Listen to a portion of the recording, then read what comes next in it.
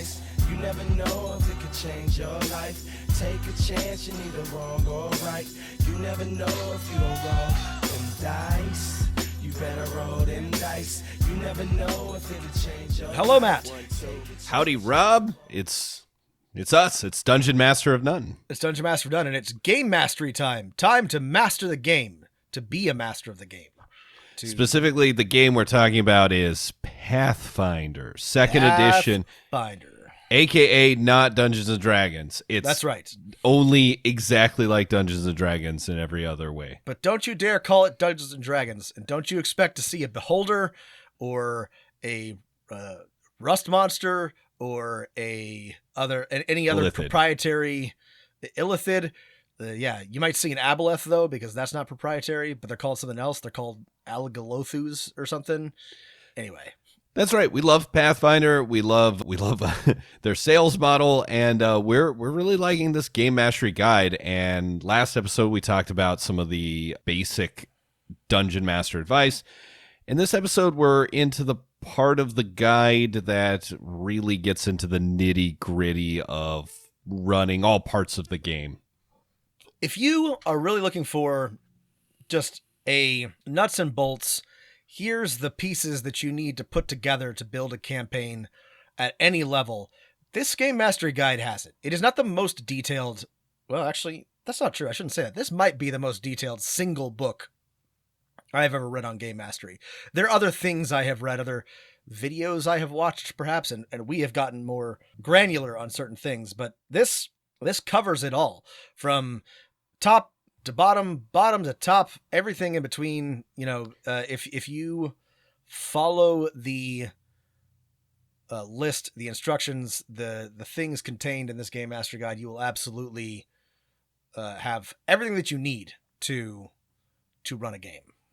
The one thing it's missing, the one thing that I think would really put it over the top, that would also be anathema to Pathfinder fans, I think. It's a basic adventure. It's like an adventure included in the Game Mastery Guide that puts all of the things in practice. Obviously, there's like a million free Pathfinder adventures out there, so if you're already playing Pathfinder, why would you include this in your Game Mastery Guide if you're buying this, for your variant rules and stuff? But I agree. Yeah, I know why they didn't include it, because there are a million very good Pathfinder adventures, but I think a demonstration of putting it all together, I agree with Matt, would be really good. But that's okay. That's basically the only thing that is missing. As I was reading this, I was getting excited, because I'm like, look at all these things. It was really helping me put everything into place. I don't, I'm not actually like working on a campaign at the moment, but it really got my gears a turning. Like this really, in terms of ideation, really worked for me. So what have we got here, Matt? All right, so if you're following along, if you own it already, we're on page 36 here. It's talking about campaign structure. Yes. Now, we've talked about this before, but I really like how they lay this out. I think this is a great way to think about how you're approaching your campaign. They've got, now, I think this is actually kind of limited, but, 4 basic structures, right? The one shot, which is exactly what it sounds like, one adventure, a brief campaign, which is, according to them, 2 adventures. Disagree with the, extended campaign, which they're calling 5 adventures, and then an epic campaign, which they're calling 6 long adventures, and they've got time frames and appropriate levels to go with that. I don't agree with any of the numbers they've attached to these structures, but I agree with the division of campaigns into basically one shot, brief, extended, and epic, right? I would, I guess, given how long it takes my groups to get through anything, I can't imagine accomplishing much of anything of note in the adventure timeframes provided, but otherwise I like chunking your adventures into this form.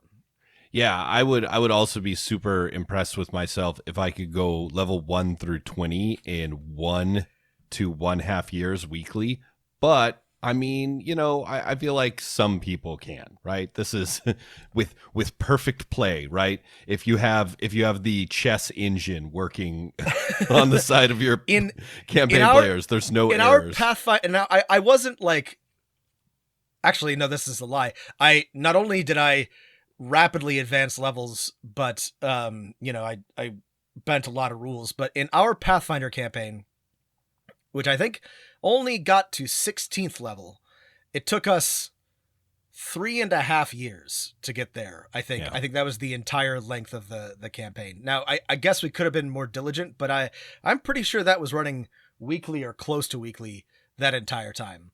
So this, again, maybe if you are a nose to the grindstone, real lunch pail GM, here's a dungeon, get to it, suckers, then maybe you can go through this. But sorry, I told you this is not like relevant at all. I just got completely sidetracked thinking about like how long it would take me to get through these adventures. Anyway, what else is in the campaign structure section? There's a bunch of useful advice about basics like rewards, experience points, treasures, player motivation, or player goals, and how you want to contrast those with NPC or villain goals, how power level impacts the world.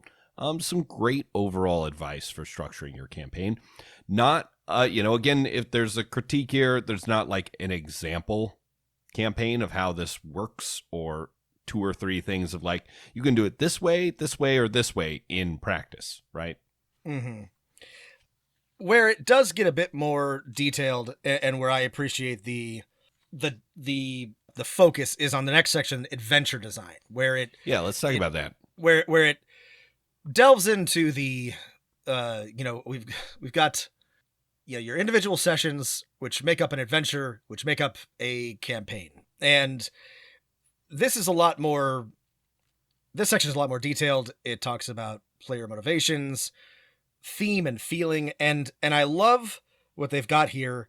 They've got a bunch of adventure recipes, and I think this is delightful. I would not take any of these as written, but they are great for thinking about what kind of game you want to play. There's just a broad genres, motifs.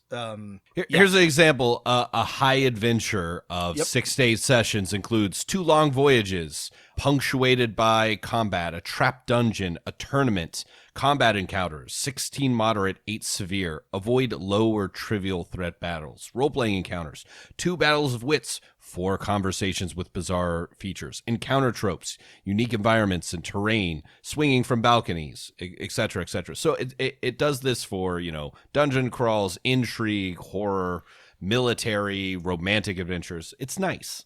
And I love this. Again, I wouldn't take this exactly as written, but I love having a framework to think about. Like when I've put together all my campaign materials and I'm trying to plan out the next few sessions, I can be like, okay, why don't I throw together roughly what it suggests for these encounters, include the, some role-playing encounters, some exploration, etc. It's nice. It's nice to have a little framework, even if, so you're not just building everything from scratch. I really appreciate this just as a sort of guideline, even if I might not use it exactly. There's like 2 other useful ways to use these is to, one, if you write your own adventure, like, did I actually write the style that I promised to set out with? Yes. Or what style is this adventure? Exactly. My players asked for a dungeon crawl. Look at your stuff and say, okay, did I write that? Which of these does this fit in?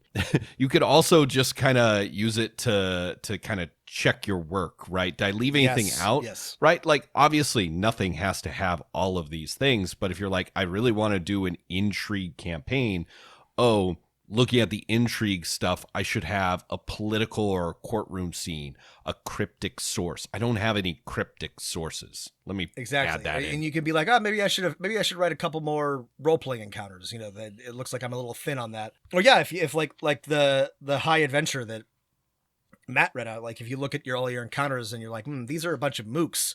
I really need some epic level combats. I should probably revisit my baddies. I really like this. I think this is really great. I appreciate the modular approach to adventure and campaign design.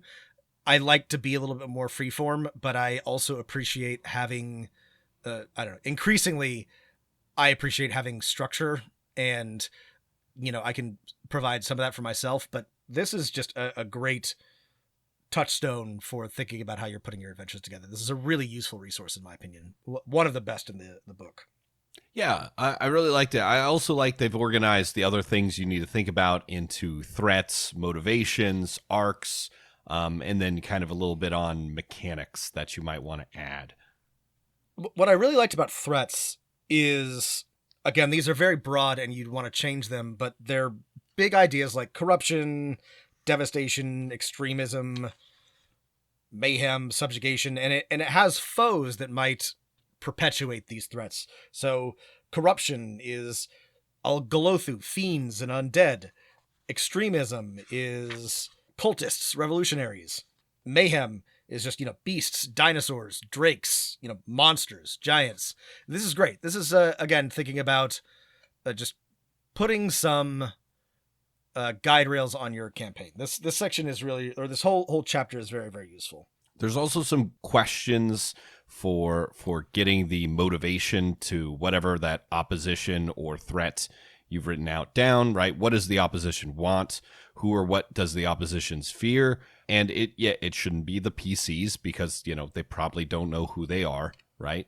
Why is the opposition sure to succeed, right? If the PCs don't do anything, what makes them unstoppable? What are their weaknesses? How can they be tricked? What's something they might ignore? These are great questions. This is the thing that this book does really well, is it just gives you either bullet points to think about or questions to ask yourself. It's really easy to follow. Speaking of, the next section is maybe my favorite in the whole book, and it's the one on an encounter design. And if there's one thing the Pathfinder guys know, it's designing encounters. They really, really have that down. And there's a lot in here, but just like in adventure and campaign design, it starts with a list, and I appreciate that the thing that they start with is variety, right? How to vary your encounters, because I think all of us have experienced, whether we like it or not, some tedious, repetitive encounters. Matt and I have talked a bunch about how in a lot of the pre-written adventures, especially the low-level ones, there's a bunch of very samey encounters. You fight a lot of groups of goblins or a lot of groups of the same enemy over and over again. And this is a great resource for thinking about how to vary those up. And there's, let's see, 6 different things to think about. I love this. Theme, right? Types of creatures and locations. Difficulty, like how hard the fight is. Complexity, encounter composition, types of monsters, monster level. Setup, whether you're surprised or if the PCs get the drop, if there's conversation or a formal duel, and then information, how much your players know, and using these different things to think about how to make your encounters different and interesting. To use an example, let's say you're running your first campaign and it's Lost Mine of Phandelver, right? You go to the first cave and there's 5 groups of 3 to 8 goblins. That's exactly what I was thinking of. 5 different encounters. Okay, even if you didn't want to rewrite those to be different sets of creatures, if you take the setup variety and you're like, okay, I don't have the time to find new stat blocks, you can just say, okay, the setup of each one of those is going to be different. In one, the goblins are completely distracted. They're playing goblin poker. Goblin dice. Yeah. In another, they're set up for an ambush, right? In another, they're having an argument. In another, they're like practicing speaking common and they want to talk to the players, right? Just in that another, variety. they're fighting another monster that also wants to fight the players, right? It's a 3-way combat. Yeah, that's an easy way to vary things up. Yeah, exactly what I was thinking of Phandelver. If you don't want to rewrite stat blocks or create a goblin lieutenant, you can just vary the setup, and each one of these things can be a great tool for making your encounters a little bit more diverse.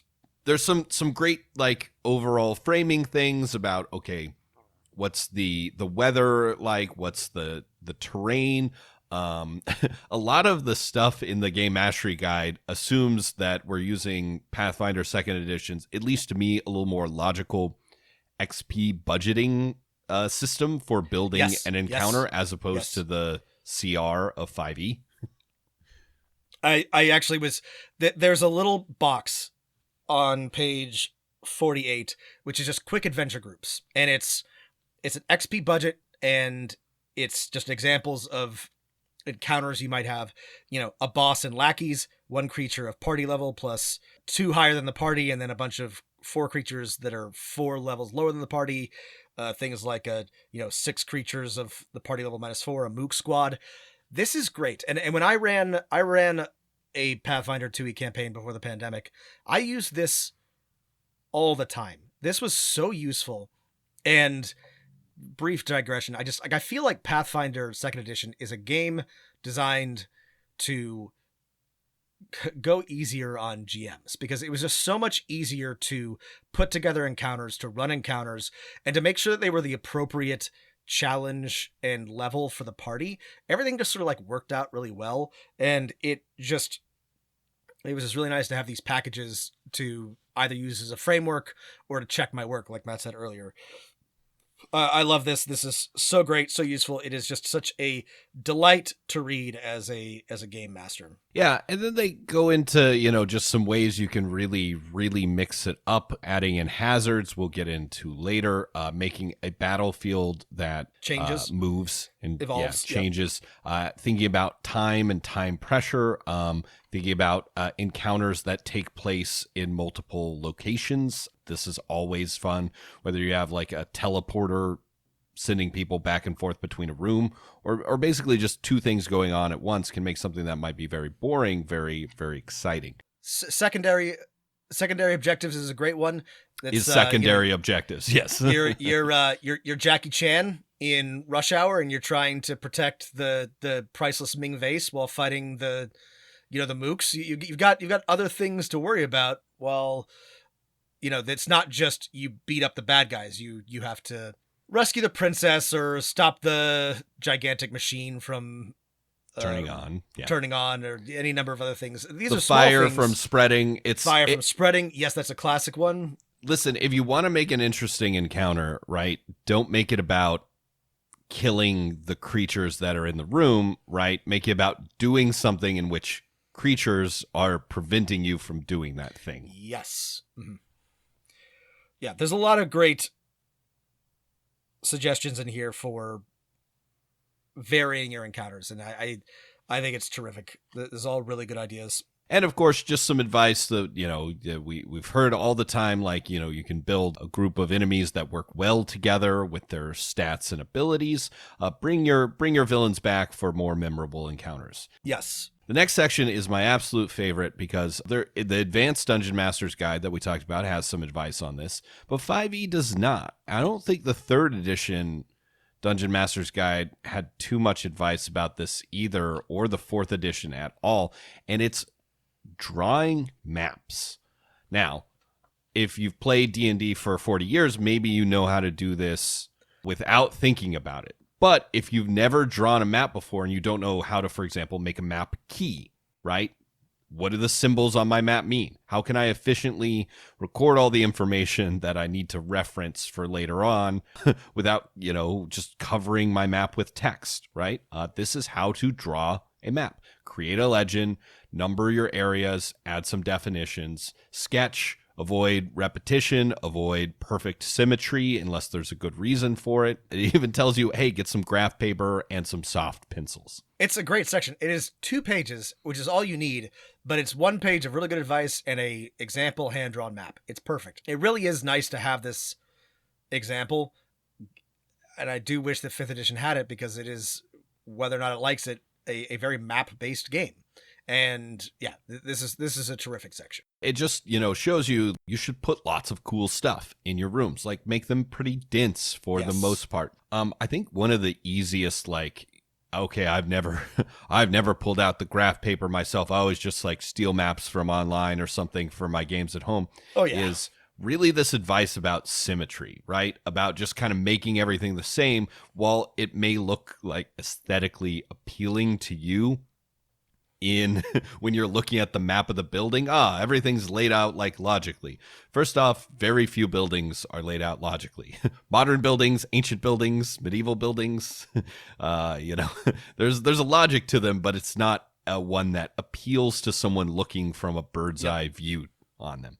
And when your players play in something that is symmetrical or every room is similar, it gets really boring. This is a major pitfall I have when drawing maps.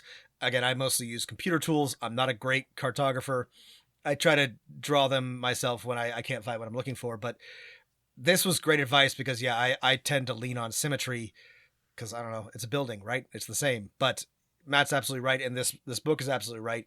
It's boring, and a lot of buildings aren't like that. And, it's so much better to vary. One thing I would have liked, there's plenty of places you can find lots of like example maps. I would have liked more Pathfinder examples because I think that they really do know what they're doing when it comes to mapping, and I would have loved to have seen some more, but the one they have is good. And this is great. This is where like the 4th edition DMG shines in that, well, it doesn't tell you how to fucking make a map on your own. There are like 8 pages of maps. Yes, right? That was really good about the DMG is it had so many example maps. Yeah. Okay, and now we're into maybe one of the bigger chapters of the book, and it's now we're getting tools. real mechanical, nuts and bolts. The tools section. And this is basically using the Pathfinder game rules, how to build or modify everything from creatures and traps to items and worlds, nations, settlements, planes, everything, right? How to build everything. So the specifics of this are going to be very 2E focused. It's very mechanical, but there's a lot still, I think, to be gleaned from these sections. And I really want to talk about building creatures because I think let's start here. It's fun. Yeah, because we love it. We love doing it. We love to do it. It's also, I think, one of the things that the game wants more creatures. So that, your players will encounter many monsters, and the more unique ones and interesting ones that you can present them with, the better. I'm trying not to constantly rag on 5th edition all the time, but it does not make this easy. Pathfinder makes creature design, I don't want to say easy. It makes it very comprehensible. It makes it very like you have a clear path forward. 5th edition, as Matt just mentioned, the CR system is completely borked. It doesn't make any sense whatsoever. They don't have any templates. They don't have any like clear design guidelines. 2nd edition does, or Pathfinder 2nd edition does.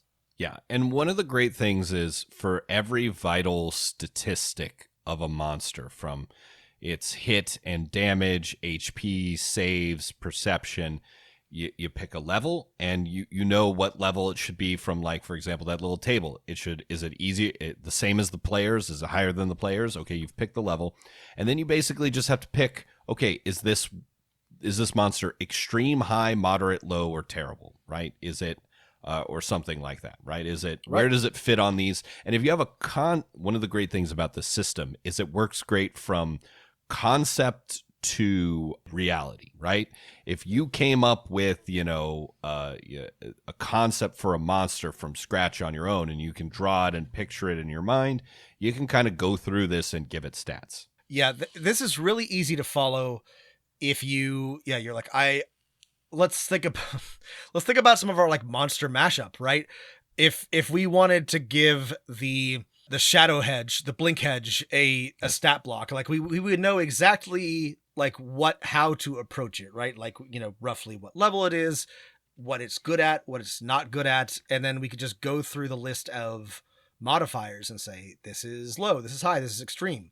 And then we would, a few minutes later have a rough outline, and there'd be more to do, but you can, it's so, there's a great example on page 61 of improvising a creature, right? And I love this example because it describes, your players come across a kobold soldier, and you're like, I don't know, it's got moderate perception, and you write down whatever that is, and then it gets hit, and you look at the table, and you're like, it's got, high AC, and you write that down, and you can do this on the fly because these tables and the math in second edition works so well that it makes it really easy to put together. This is just a really terrific system, and I just. Well, one of the things is for like basic creatures like this, they've sort of let themselves go back to kind of roots, right?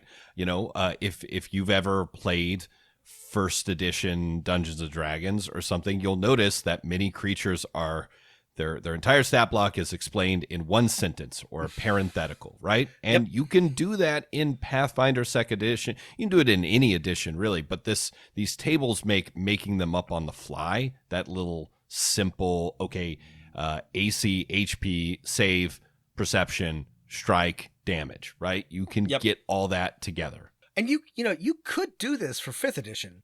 It wouldn't work quite so well, but the absence of a list of tables like this is... Well, what's really missing is the extreme high, moderate, low in all those tables. They often give a range, but there's the lack of the guideline in that range. It makes it just a little more difficult, right? I also like that it has a list of, and this is because Pathfinder's magic items are much more prescribed, but it's, this is, if your creatures or NPC is this level, here's a safe item, or here's a list of safe items you can provide it that won't overpower the party or won't break the game. This is, that there's rules for getting more complicated, but it starts simple and gives you everything that you need to put together a basic monster. And then if you want to get more complicated, it tells you how to do that as well.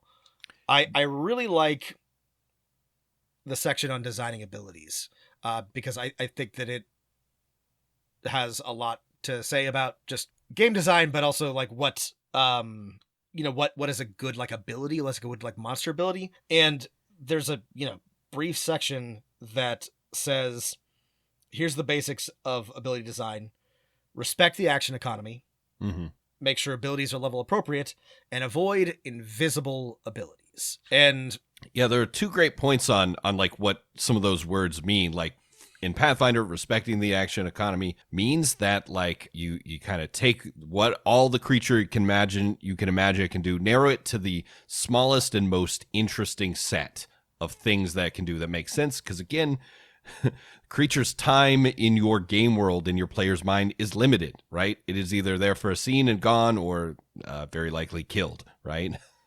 So respect that, and don't write yourself 20 abilities, even if it makes sense that this, daring duelist that the players might fight might have all those abilities. I also really like this advice about invisible abilities. Me too. Don't give your monsters a passive bonus against, saves, or a bonus on their attacks that players can't see, right? Like if you're gonna write an ability that impacts their mechanical performance, make it obvious, make it visible. Don't just give them buffs. This, like, the inverse example would be like in 5th edition, a fighter's fighting style is technically invisible to the people that fighter is fighting against, and the bonus to their defense if they're a defender, or bonus to damage if they're an archer, that sort of thing. Don't give that to your monsters. That's right. Yeah, that's a player unfun. thing, right? Especially if it's a thing where the monster like takes an action to do something where it's just very unclear what they're doing, right? They buffed their damage by focusing. Well, if you can't see that happening, if there's no way for players to interact with that ability, it's maybe not the best ability. In the same way, it's like you want to be really careful about always on abilities. You want to be really careful about abilities that don't take an action, right? These are the things where you gotta watch yourself. Matt mentioned Pathfinder Brain last week, and there's a upside and a downside, and the downside is that it makes you like really worried about giving anything nice to your players because they'll abuse it. The upside is that it causes you to think about how the mechanics of a creature or an item or something might not be fun to play against, right? Or to play with. And I think that's a real benefit of this type of, it is largely mechanical, mechanistic thinking, but I think it's important to be thoughtful about that, because those things can also impact your enjoyment of the game. Yeah, here's an example in practice, if this maybe feels a little too abstract for some of our listeners, is we recently looked at some of the Flea Mortals monsters when James was on our podcast by MCDM. And those are great, right? And they have a lot of like reaction type abilities and special abilities. And I think if you want to make monsters more interesting, adding things they can do to react to your players is a great way. However, right, it says, and this is great advice, so I'm just going to read it from the Game Mastery Guide. Reactions should require something out of the ordinary to happen, or should be relatively weak if triggered by something ordinary. A reaction that triggers anytime someone tries to hit a creature is likely to be perceived by the players as uninteresting because it's so predictable. The best reactions should be telegraphed so that when they happen, they make sense to the players. Which is great advice. And yeah, there's nothing more unpleasant than a monster that reacts powerfully and shuts down one type of attack or one type of PC or player every time. It's much more interesting to have it be limited, obvious, and dramatic, right? To impact the gameplay. Right. The example here is great. If you have a crystalline creature, you might have it take an action to build up sonic energy in a low thrum. So when it uses a reaction to release a burst of sonic energy when hit, the players can say, oh, I should have seen that coming. One general advice about building creatures here, to get back to the big picture that this guide hits home several times, is that you can't make everything good. Or if you make, or even everything average. When you do, you've usually built an uninteresting creature. Almost no creature has great defenses in all areas. Such creatures are frustrating fights. And then the advice they give us at the beginning is just like, yeah, you got to like vary your creatures. Like maybe it's got a lot of hit points, but low AC, right? Maybe it's got cool abilities, but like weak stats and saves. Which is great advice. You want your monsters to, like your players, be good at some things, maybe even very good at some things, but they must have weaknesses. And, honestly, I think this is kind of a weakness of 5th edition monster design, because especially once you get to higher levels, many of the monsters are good at everything. They are hard to hit, have many hit points, can cast spells, can also attack for shit tons of damage. Fighting a Rakshasa or a high-level dragon is sometimes exciting, but also it's just like you're just throwing everything you've got at it, because there's no, unlike Smaug, there's no like chink in their armor, right? It's just, you've just gotta overwhelm them with sheer force. This is a rule that, like, of course, always has an exception, like most things in role-playing games. Like, I don't think dragons should actually have a low AC or something like that. It is cool that they are good at everything, right? Yeah. But for 95, but that's what makes them like special. And if you have a lot of monsters that are good at everything, then it's tough to differentiate. I also noticed, like, when 5th edition came out, they had just a incredibly simplified damage, resistance, and then also weakness system. That was amazing, right? Compared to how complicated it was to keep track of in the past.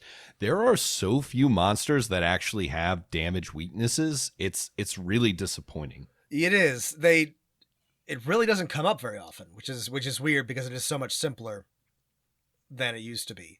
Last thing I'll say about the designing monsters and is in the designing NPC section. It says you can, build it by reskinning a monster or using NPC classes. But one piece of advice is, if you're building a high-level NPC, you could use a PC rules for building it. It works great in Pathfinder.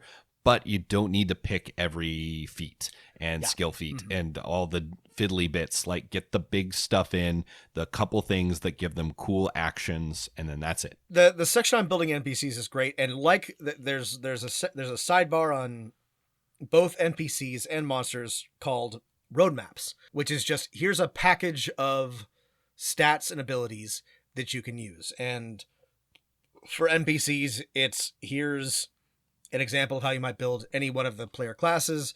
For monsters, it's, here's how to build a brute, a skirmisher, a soldier. I love this. I wish that 5th edition had more templates.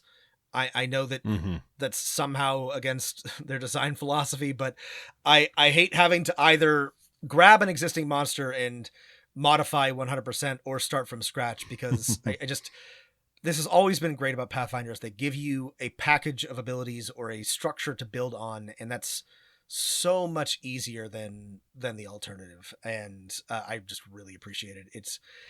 I come with ideas and I'm happy to do the work, but it's just like really nice to have the mechanical framework built out so that I know that I'm in the right place. Yeah. Similarly, the next section, right, for like building things from scratch and or from templates is really cool in that it's building hazards. And one of the fun things I liked about this section, Rob, is like, I feel like you and I, as big fans of Pathfinder 1E, saw this being built in real time. Yeah. So hazards, if you don't know, are a catch-all phrase for traps, environmental hazards, or like spiritual traps, haunts, right? Haunts, yes. Yeah. And I remember when they came out, I mean, haunts were a part of, I think, like Rise of the Rune Lords, and then became a much bigger part of the whole Pathfinder system. And this is, again, to constantly praise Paizo and Pathfinder, this is one thing they've really like innovated. This is one of the things that makes it more than just a D&D knockoff, is that their hazards are so much more in depth and interesting and developed than traps are in 5th edition or in D&D in general. So there are traps, but there are also environmental hazards, and like Matt said, there are haunts, and they have haints, as we would say, haints, as we would say down here in the South. They have simple and complex, and I love this division. Simple is it does one thing. Complex is it has contingencies, right? Okay, here's one: spiritual reflection. The reflection in the mirror subtly twists and distorts, its expression taking an unnerving sneer of malice. Like, the contingency is like it can be disabled through religion, by exorcising the spirit, or thievery to quickly cover the mirror. Yes. And then there's a bunch of other rules about where it can manifest. Yeah, these are hazards and traps can be kind of unfun for players, and in 5th edition, there's only one way to deal with them, really, and this is, I think, a mechanical thing that needs to be improved. But in Pathfinder, there's not only like multiple opportunities to deal with them, but multiple approaches as they are designed, and it includes things not just a pit trap, but also mold and hauntings and magical flames, all kinds of things. This is giant plants, green slime, some of your classics. Here's my 2 big takeaways for all kind of fantasy design from these is, think of traps as not just pit traps or exploding runes, right? Think of them as weird plants and oozes and molds and falling rocks and spiritual hauntings. And then give 2 different skills that could be applied to deal with those, or even better, just something you can do. Like, there's a snowfall. Okay, throw some rocks at it and cause it to fall down. That doesn't require skill. Like, some way to deal with it. And then think about hazards as having, just like creatures have an AC and a hit points, they have a stealth and a disable DCs. Yep. Stealth is their DC to notice is something bad here. DC is how easy it is to get rid of it and vary it, right? A trap that's easy to spot but hard to get rid of is interesting. Yes, same with a trap that's hard to spot but, kind of easy to bypass. Both are really, really interesting and work in different ways. Yeah, this is, again, the mechanics are going to be hard to translate to other games directly, but the general advice and design instruction for building hazards is so good. It has inspired me to put more interesting, diverse hazards in my games. Yeah.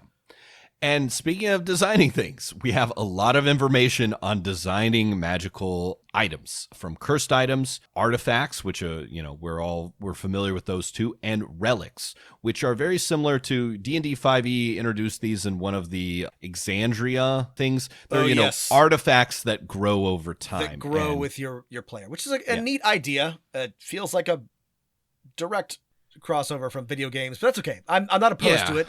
I mean, these have been in role-playing games for a long time. I can think of a 3rd edition, like there was Items of Legacy source book that did that. That was kind of fun. So yeah, these have been around for a long time. But these are cool. I like the idea that if you find a cool artifact when you're lower level, that giving it away to level with you or to develop as your player develops. I think that's neat. 2 things I want to mention from this, which is just 2 great pieces of advice. One, there's a great 100 thing table of item quirks that are always fun. And then the basic advice is err on the side of fewer, more impressive activations and bonuses for your item, right? Less things, but more cooler. It will make your item stick around longer and easier for players to grok and get what it does. Yeah, we've Matt and I love tables. We've talked about this on many of our pods. We love tables, and there are a lot of great tables in this book. And I love this table of item quirks. It's incredible. Like 43 wet and its user are always damp. Just a sweaty guy. It's just a sweaty item. It's just a wet, sweaty item. Yeah, we don't have to go into a ton of detail on these items, but there's just like great advice for how to approach item design. Pathfinder 2e, its itemization is much, much better than 5th edition's. It's got a lot more mechanics behind how much things cost and how to buy them and how to create them. This is one area where it's like a clear, like, distinct winner, and I wish that 5th edition would make an adjustment, because I am constantly stressed out trying to figure out what to do with 5th edition magic items and equipment.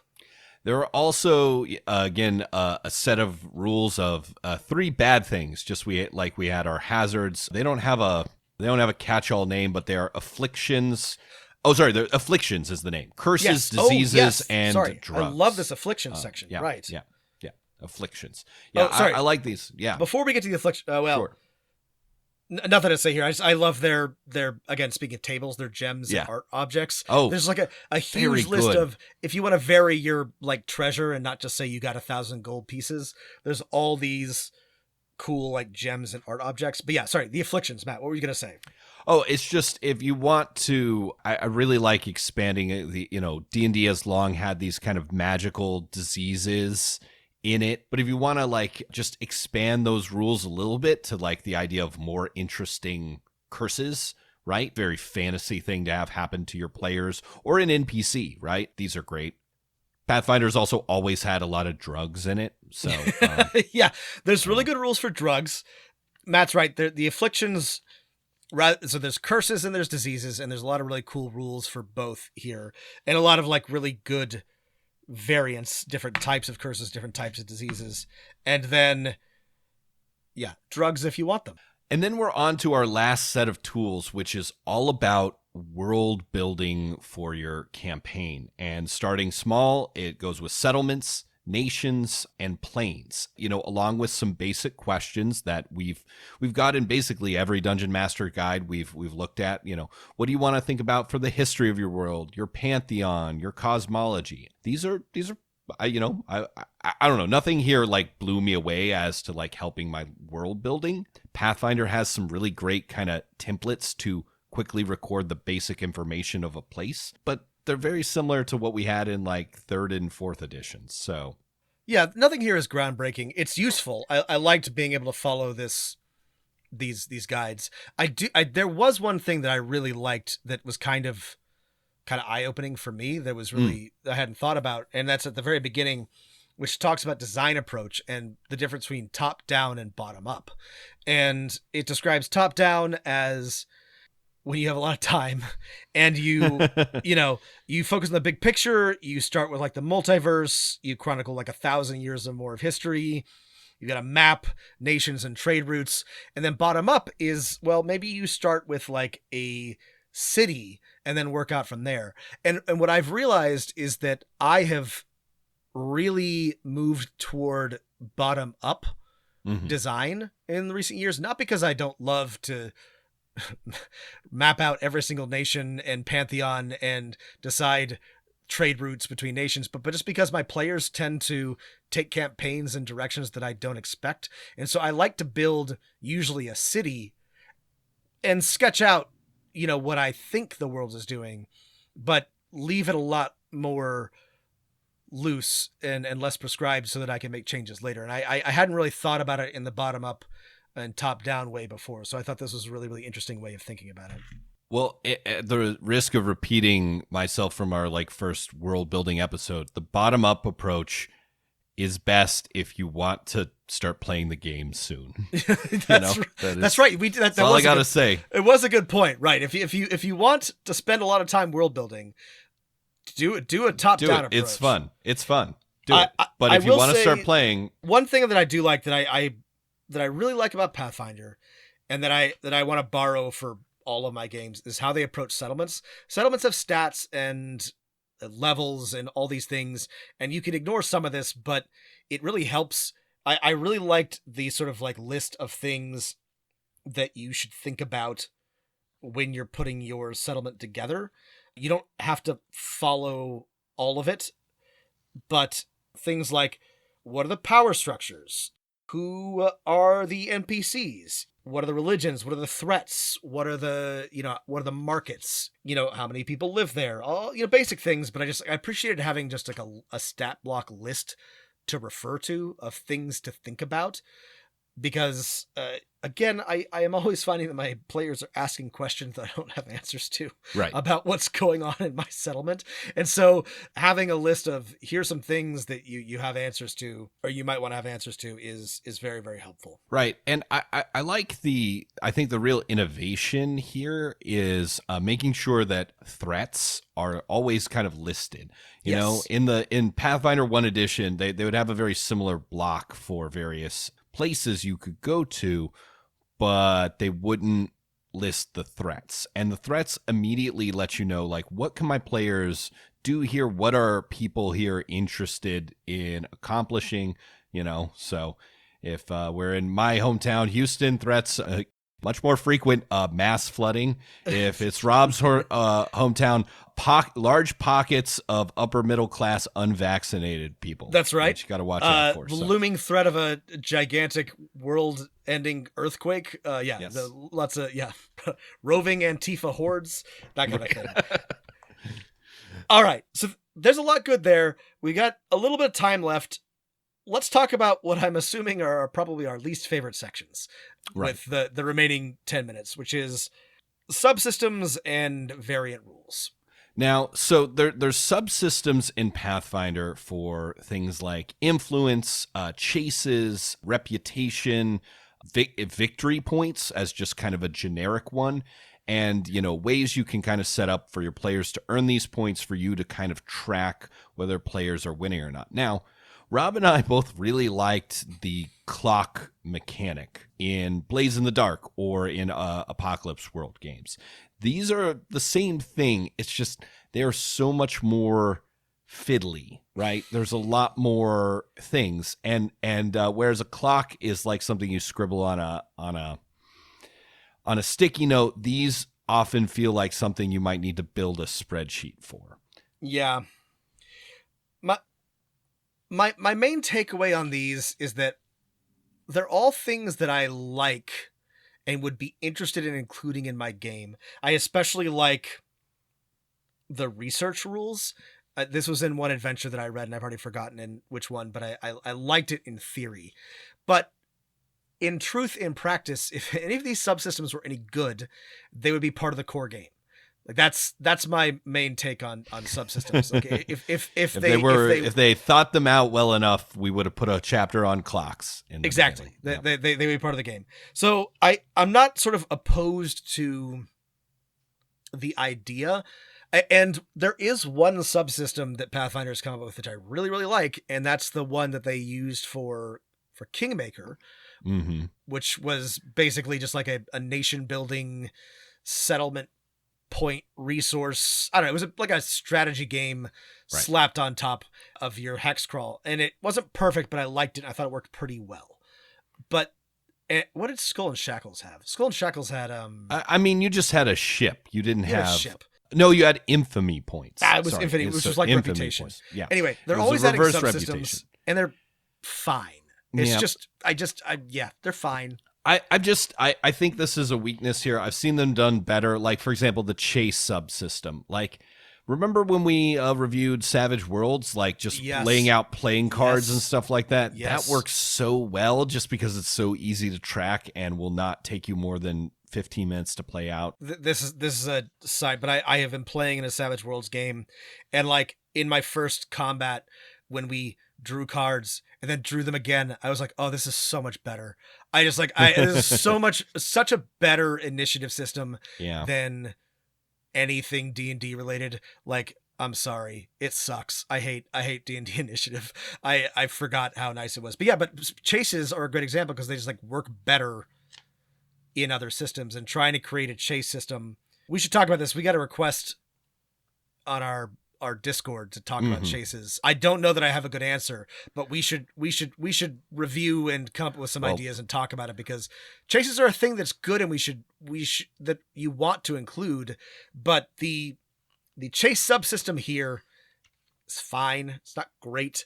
Right. And the rules that are in 5th edition are also, well, I'm not sure they're even fine. They're just, they're there. We'll bookmark these for a future chase episode in which we can maybe compare various chase systems and come up with, a couple happy mediums for light and heavy amounts of rules.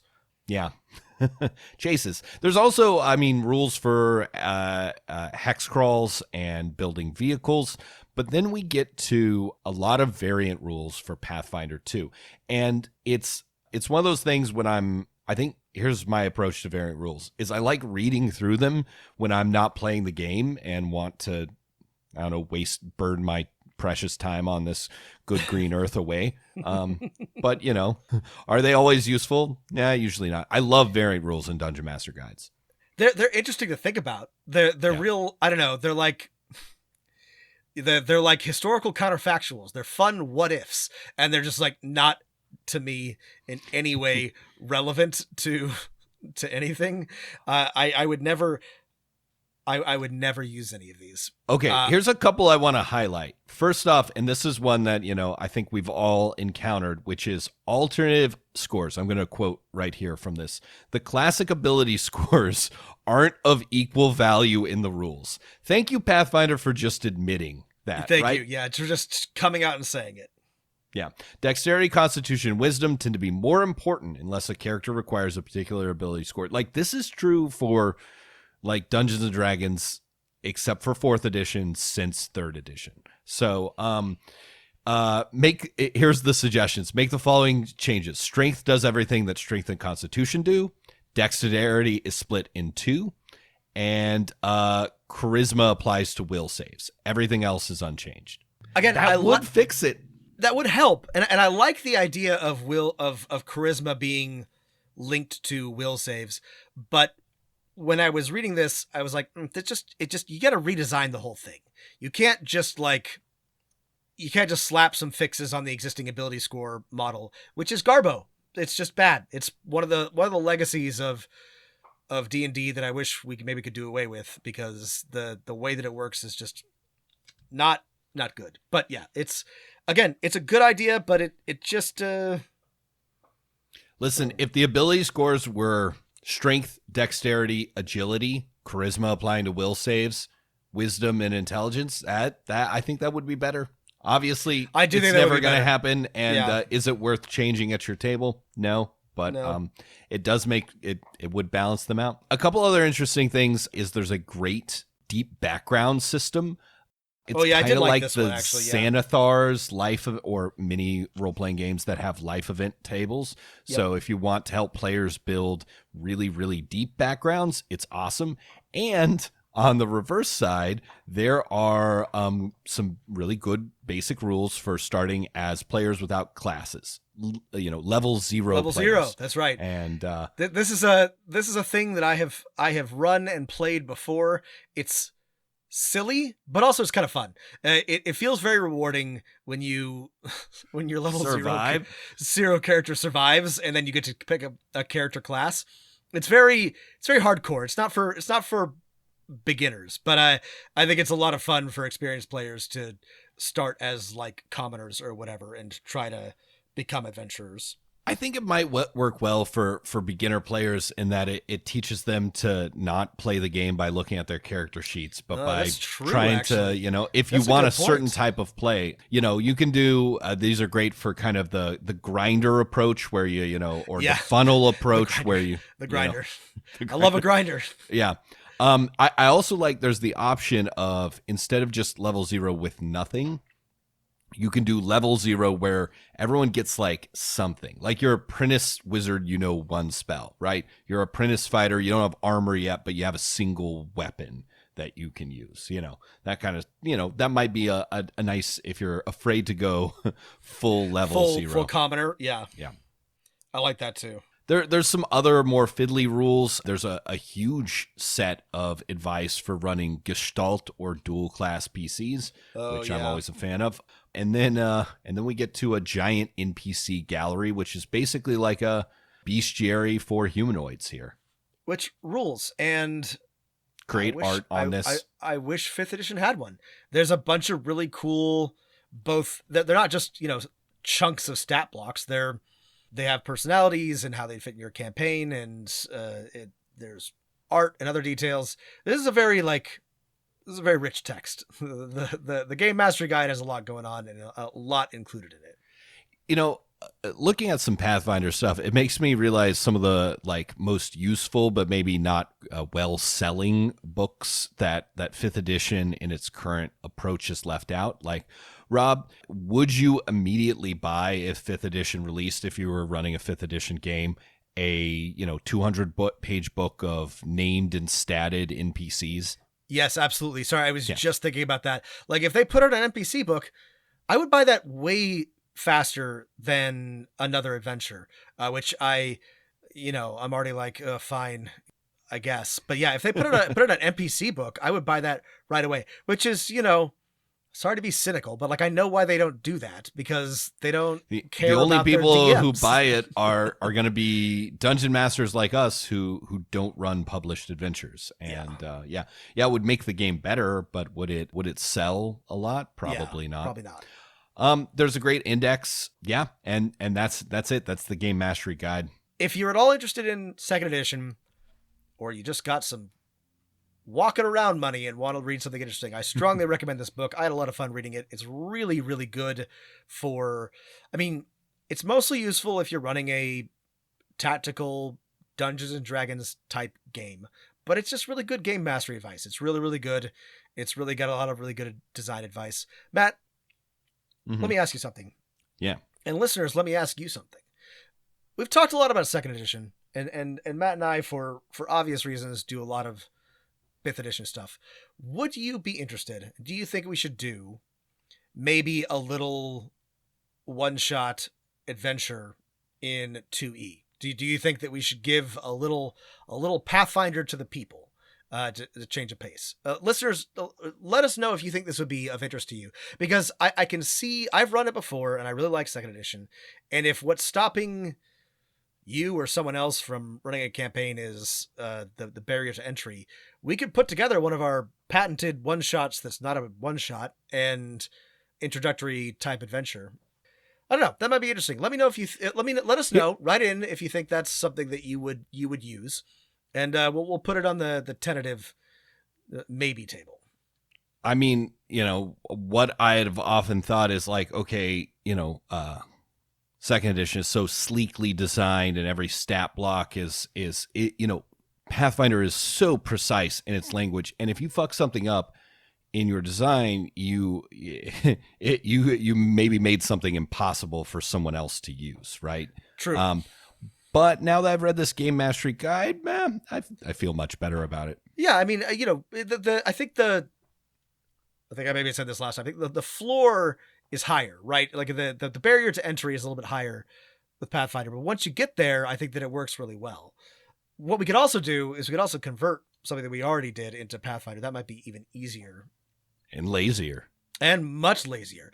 All right, listeners. Well, I floated the idea. Let us know if you think that's a good one.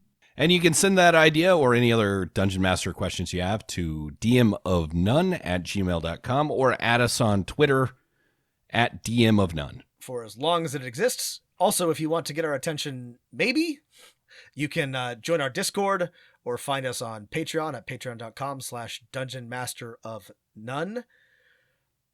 I hope you found this instructive. I really enjoyed reading and talking about this Pathfinder Game Mastery Guide. Paizo does great work. Does Union Shop. We love them. Great people over there. Final thoughts, Matt? Yeah, play some Pathfinder and let us know what you think. There's a billion published Pathfinder adventures, so have fun. They're all great. All right, everybody. Thanks for listening. Stay healthy, stay safe, and keep rolling them dice.